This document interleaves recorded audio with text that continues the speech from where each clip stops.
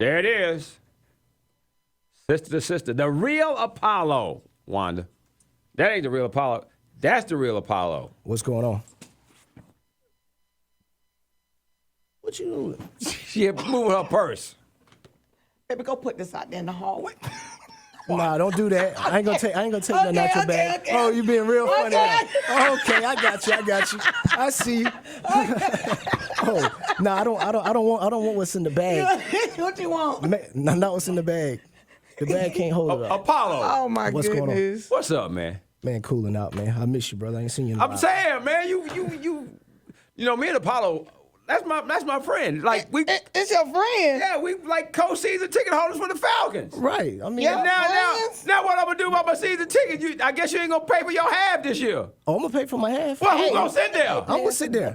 You gonna sit Yeah, there? I'm gonna sit there. Wanda said you ain't gonna pay for nothing. Baby, please. Oh, come on, don't do All that. right, catch us up, man. I mean, basically, I pled guilty to charges, and we'll just let the courts determine what's going to happen. I'm getting a lot of support by a lot of people, and my family's sticking by me, and that's it. I mean, things happen in life. You know me. I mean, it doesn't take away from my character and who I am as a person. Right. First and foremost, I mean, people make mistakes, and You pled guilty to what? to mail fraud, wire fraud, and bank fraud. So what does that mean you were doing? For people who say, okay, because you had to say what you were doing to get the plea. I mean, well, actually, the court said what I was doing. I mean, it's all You had to agree to it. Exactly. Basically, bank fraud. There were accounts that were opened up. There were shell corps that were, put together, and illegal funds was put into those accounts. So, And, for a lot of people, they're going to be watching this. They're going to say, okay, you did time before, you got out, you were on the straight and narrow. What made you end up in this situation? well, to be honest with you, a lot of people can, from the outside looking in, they can say many things. No one knows an individual's life unless they're living in their shoes. Right. So, the grass isn't green on the other side. For me, I make my own way. And at the end of the day, I feel like, reality TV and things of that nature can really be pressure at some points. So, at the end of the day, it's my fault. I made a decision to do what I did. I got to lay in the bed that I made. So, I mean, it is what it is. So you're just going to, just deal with it. I have no answers because every answer that I come up with, someone is always going to say, well, that's not a good enough answer. Right. So Because you made a choice. So my best answer is, you know what? I did it. I said I did it. Right. So now I will just pay the price. But you've been very candid, though. I mean, you've even done things where you come to events and spoken to kids that I've, like, and I guess now, because you said I've done that, and so what those people who saw those speeches, what do you say to them? I hurt tremendously. Okay. Like, at the end of the day, I'm so remorseful. Like, what hurts me most is I grew up without a mother and a father. So what hurts me the most at the end of the day is the fact that I could potentially be leaving my sons. And, and when, I resonate with Aiden more because he's at 4 years old now. So when he cries out for me and I'm not there for him, then, potentially who knows what could happen. Let's just say hypothetically, and hypothetically, people, because, everybody wants to remember stuff. Let's just say, my wife wants to go somewhere else. Then that means another man will be in my household. I don't want that for my child. So that's what hurts the most. It's like right before this happened, I just came from Vanderbilt and Tennessee State. We're talking about 3,000, 3,500 students that are all applauding me and looking up to me. So it's almost like being a bigot or, two-faced at the end of the day. I'm preaching one thing, but then I guess my motto at the end was, hey, don't do as I do, just try to take my experiences in life and just grow from that. So Now you committed this crime, and, the people in the streets are saying, you did it for the money, of course, but they're like, okay, you're married to Phaedra Parks. She makes all this money. Why would you go out and commit a crime like this and, put your wife to shame, put your kids to shame, put yourself to shame when, she's a sought-after lawyer and she's making the money? Well, guess what? Apollo's never had a handout from day one. Never. Never asked for nothing, never been given anything, ever. So, whatever she has, she has. Whatever she has, apparently the prenup says that she can keep what she has. So, if I feel like I got to do what I got to do, and there's no other way, and if the checks are not being distributed equally, you got to do what you got to do. Yeah, you can sit there and say, hey, go get a regular job, go be, I mean, I have talent at the end of the day, go do marketing for this or whatever, You're smart. But at the end of the why wouldn't you go and get a regular job? You're so smart. But is that paycheck going to be equivalent to what's actually coming in the household? So you're saying you're trying to match what she had because maybe not match, sustain a certain lifestyle. Tell him what Judge Penny said. Judge Penny sat right there in that chair, and she talked about how the reason that she got on TV with her judge show is because of Phaedra. Right. And that Phaedra got her a meeting because they wanted Phaedra, and Phaedra got her a meeting. But she was like saying that she felt like you could have just played your position until you were able to come up and that you couldn't deal with that you wanted to live a certain type of lifestyle because of the reality TV. Right, exactly. What do you say to that? I mean, that's false. I mean, just because... See, I can't sit here and downplay my wife. At the end of the day, she has the most impeccable business model. If a person wants to establish business, then they should, mimic what Phaedra Parks has done. Because I don't care where we're at in the world, at 10 o'clock, that phone rings every day on the dial. 10 o'clock, Ms. Parks, we're checking in, da-da-da-da-da, like clockwork. But at the end of the day, the dynamics of marriage is different than dynamics of a friend. Dynamics of a business partner is different than dynamics of husband and wife. It's totally different. So what goes on in my household, people don't see that. Right. And reality TV, as people know, I just started really speaking out maybe 2 years ago. Which is where I was going to go next with the reunion show. No one has ever seen that side of Apollo. I mean, you went in so hard. Yeah, that was crazy. What made you, first of all, go so hard on that show? And I've never seen Kenya quiet as if she was afraid to say anything. Exactly. What brought that turn of events on? Well, because at the end of the day, it's been 4 years on that show, and I feel like it's been a milk session. So you just sit there milking a cow. And I think what I brought to the show... You said that you were her storyline. And I have been. Right. I have been her storyline. I mean, if you think about it, from the very first year, if it's not Walter, it's me. Right. And then Walter left is me again. It doesn't matter. I mean, even with my legal issues, this lady took the stage and ran on every single morning every talk show and talked about you. It was about me. So, I mean, what do you have? So damn right, what I said, put some money on my books. If, you need to pay homage, contribute. But I'm fed up with certain things. At the end of the day, it's just like what we talked about, man. I mean, everybody's been riding for free. Right. Everything has been for free. And then at the end of the day, it's like, okay, well, what about when Apollo's in need? No one's there. But every time someone needs something, I'm there, always. Never let anyone down. I heard a stat on one of the shows. They said, and I ain't even told one of this, that all of the reality shows that have been on, that have had featured weddings, there have been 18 divorces from people who were on reality shows and were married, but because of reality shows, they couldn't handle it anymore. How do you deal with that? And where are y'all right now with all of this? And the fact that it's cameras following y'all around when y'all trying to work out issues. Everywhere. I mean, you said that y'all were going to counseling and stuff like that, but it's cameras there. How does that work? Well, I think the backbone in this is Miss Bell. That's Phaedra's mom. She comes in.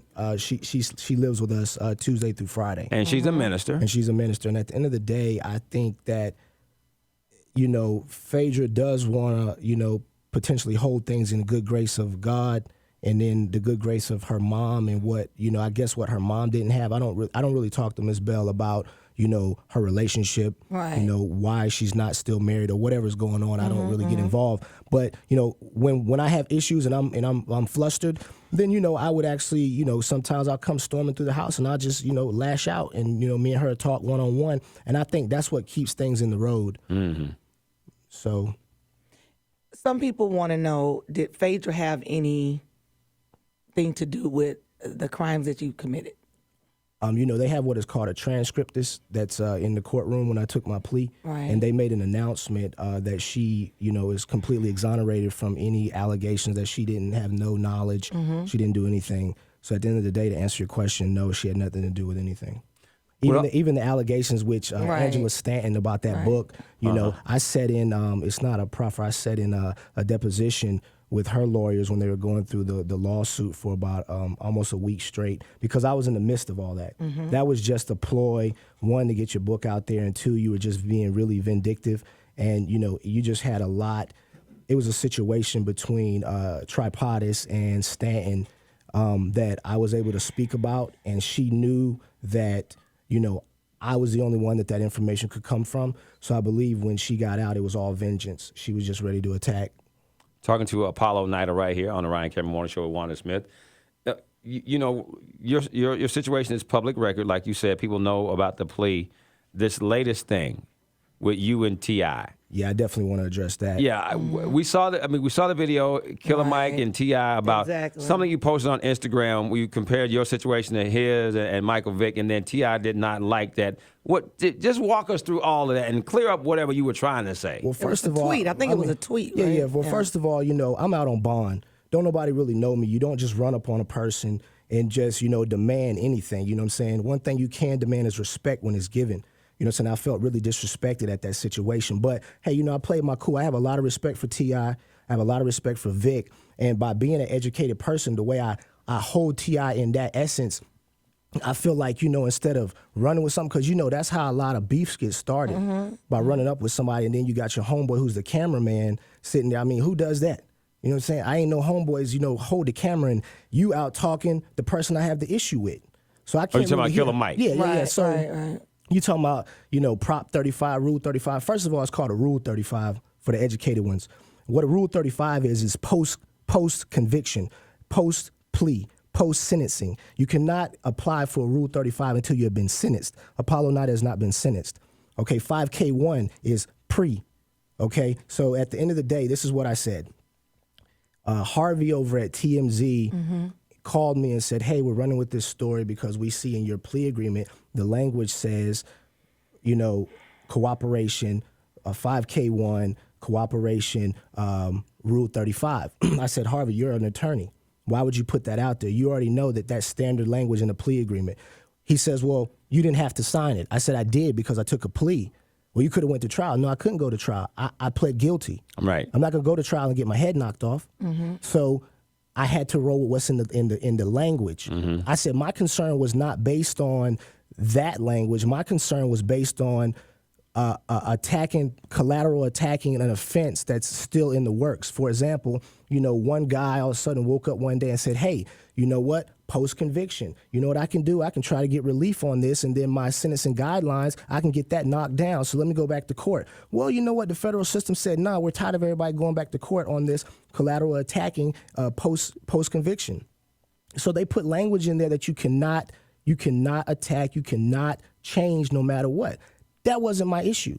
If it don't apply to you, it don't apply to you. So the thing about it, I got Vic's paperwork right here. It says the same thing. But did you have T.I.'s paperwork? No, guess what? It was Why my did you fault. put T.I. in there? This is my thing. This is my thing. Once I thought about it, it was wrong. Right. But what I said was, I said, my paperwork, Vic's paperwork, and T.I.'s paperwork, it says the same thing. It's language, different charge. That language, it never said in my tweet, telling on somebody. It didn't say 5K1. Yeah, but it didn't have to. But when TMZ put you on, they ran that story. They put whiskers. They said you were a rat. Well, that Right. Oh, yeah, they did. That was terrible. But at the end of the day, I never said that T.I. was a rat, and I never said that Vic was a rat. I never said that. So when they approached you in the parking lot, what are you thinking at that point? What do you think Well, is going first to of happen? all, I know Tip. Right. I thought that he was coming up being a man and being supportive because he's been through that same situation. Right. That's what I thought. What did he say to you? He was hostile. So I jumped back a little bit because I was like, and I put my phone in my pocket because I'm like, well, hold up. Is this thing about to go down? Well, you know, okay, let me get ready. You know what I'm saying? Because he had, you know, whatever his name is. Killer Killer Mike. Mike. Yeah. Right, whatever. right. And so I was just really trying to put it all together, and I was just like, nah, bro, I never said that, man. I never said you was a snitch. I got respect for you. I got a lot of love for you. And he wanted you to delete the tweet right there on camera. Well, he said this. He said, perception is reality. Right. He said, at the end of the day, people are going to go through all your shit, and they're going to just pick it apart, basically, in essence, and say that you said this. Yeah, right. So, I mean, at the end of the day, I shouldn't have put nobody's name in it. You know what I'm saying? That's my fault. Right. I shouldn't have. So, in some light, I brought this on myself. But Tip knows how to get in contact with me. If that was an issue, you don't just make it an issue right there in public and sit there and try to make it a ploy to, I feel, just to boost whatever you got going on at the time. You don't need that. So what was his final words to you? There was no final words. It was basically like, all right, just straighten it up for the people. That's what the final words was. It was no F. Did you delete it? Yeah, I deleted it and I retweeted. I said, everyone's taking this out of context. I didn't mean it how it was said. I got a lot of love for Vic, got a lot of love for Tip. Right. Boom, at the end of the day, I admire these dudes. I looked up to them, and, I wish them the best. That's what I said. But you don't wish he would have just run up on you in that Hell parking no, lot. you don't do that, man. You don't do that because you don't know my mentality. You don't do that. You don't do that. You think that, because you have been so soft-spoken on the show for that many years that people really don't know the real Apollo? Like, you've done a bid before. You get ready to do another bid. Obviously, you said you went in at 135. You came out at 190. There were fights in prison. You had incidents, right? Yeah, a lot of incidents. Nobody knows me. I'm born and raised in Atlanta. I'm from Techwood. I've grown up in the streets, my whole life. I'm a real humble person at the end of the day, but I can't tolerate disrespect.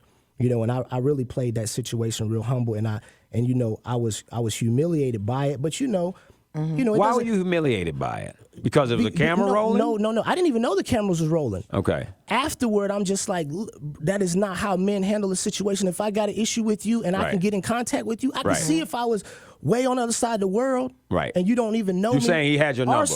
Our circle is tight. If somebody would have said, hey, if Tip would have said, hey, I need to get at Apollo, somebody could have got y'all together. Man, when Tip came home, my homeboy was on the phone with him. We walking into Frank Ski's. Tip gives me his phone to holler at my man.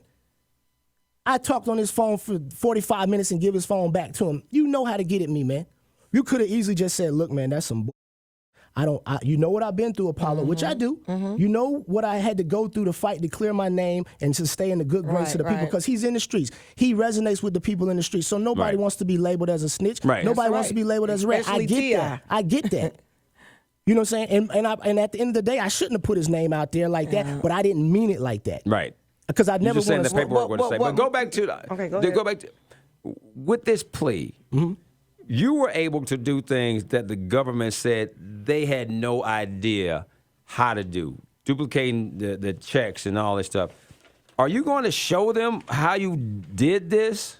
Is that going to be like, you're like a whistleblower on how safe crackers go in and teach banks how not to get their safes broken into? Like, are you exactly? At the end of the day, what Apollo wants to do, I want to give back to the community. I want to give back to the people. What I'm going to do is go into fraud prevention, risk management. I'm going to sit here. I'm going to try to work with the banking commissioners. I'm going to try just to like hackers do for computer stuff. Yes. I want to sit there and try to help anybody who has been a victim and show them how. I'm better than safe lock or whatever, Yes, at the end you of the day. I consider myself to be, I have a lot to give back to the community. I have a lot to give back to the federal government. It's not about telling on an individual. It's about intel. Individuals who's listening out there. It's not about telling. It's about intel. Okay? That's how our system operates. It's on intel.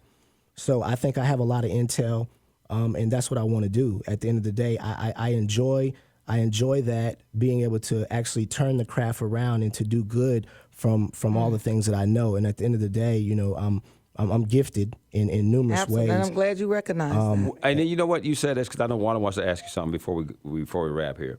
When you and I sat and we talked, we were eating dinner, I said to you, Apollo, when you told me about the whole situation, I said, this is wrong because of what it is and the fact that my own wife has had her identity stolen, and we are still dealing with that. And you kind of said, okay, I get it. But, now when you talk about all of this stuff and giving back to the community, you do realize that this hurts a lot of people, this line of work, and how they're nameless. Well, they're not nameless, but they're faceless, but it affects people's lives forever, dude. And I told you that night, so it's not like I'm telling you for the first time, but do you kind of realize why some people are like, man, forget that? Right, I understand. Like, it hurts going back, it hurts me that I would be involved in a situation like that, knowing that it could potentially harm somebody. But this is the thing that people must know and that the government knows. Apollo Nida has never taken money out of an individual's account ever in life. I would never sit there. It don't matter if it's $1 million in a purse sitting right there on the table. I would never take that. I'm not a thief in that essence. Just like I explained to the judge, everything, it doesn't make it right. It was insured. And then I know that people say, well, the types of crimes that you committed, it makes our insurance rates go up. At the end of the day, it's no right in what I've done. I'm very remorseful. I'm very upset behind it. I'm hurting. I probably hurt more than the victim hurts. At the end of the day, I hurt because I let everybody down. Because people, just like the first thing that I said to you, Ryan, I was like, look, I want to apologize man to man. You did. I want to apologize to you because you probably put a lot of faith in me. You know, at the end of the day, you were proud of me for coming out of a situation, doing right, and just taking that path and turning it around. Right. And then here it is back down that same path. Right. And, you know, and I feel bad because I let a lot of people down. And again, I apologize again to you. And, you know, Wanda, you don't really know me, but I apologize to you because you might have been a fan of Apollo's, you know, at the end of the day. And, you know, excuse my language, I messed up at the end of the day. Well, speaking of people, you know, being there for you and, you know, hurt by a lot of things that you're doing, I wanted to ask you, are you and Phaedra still married? Yeah, we're still married. We're still married. So what should she do when you go off to prison? I mean, what is her life going to be like? Should she wait for you or move on with her life? The way that I'm built, I try to mention it on the show. I try not to be astonished by anything that goes on. It's just like a lot of people will take my words and twist them. I think Phaedra, you know, in a perfect world, should be supportive, as a wife should be, and to continue to raise our young men as men and to be successful. But if she chooses to derail from the plan, then that's what she chooses to do.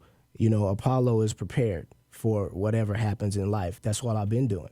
I've been surviving. Whatever's been thrown at me, I roll with it. Do you all live in the same house right now? Yeah, we live in the same house. I just got out my bed. You know, she was right there, and Aiden was in between us. So, you know, I mean, I would like to say, you know, I would want her to stay around, you know, and do what a wife should do. But you know, tomorrow's not promised. What do you mean? What a wife should do? Stick by him. Yeah, Stick it thin. No, better or worse. I'm just saying. That's better or worse. Hey, dude. Wanda, better or worse? Yeah, but better or worse? That's what long you say in the time. vows. He's getting ready to go to But jail. But is that not what we say in the vows? But we don't know better how much or time. worse? So don't count me out. Well, they're saying 30 years. It's not 30 years, Wanda. It Okay. says from 0 to 30. That's what the crime carries. Every crime has a maximum penalty.